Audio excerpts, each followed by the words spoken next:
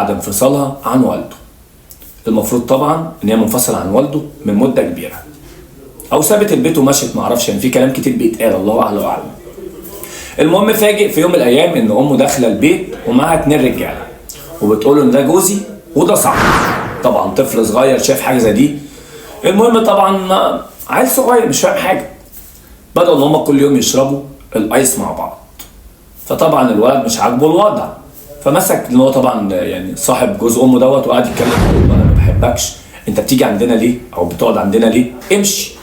التاني ما عجبوش الكلام، فاخد بقى مسك عصايه ونزل في الولد بطريقه وحشه. الثلاثه يعني ضربوه. ده طبعا التحقيقات لما طلعت وكده واتعملت، عرفوا ان هم ضربوه الثلاثه مش لوحده بس. المهم لحد ما الولد فقد الوعي.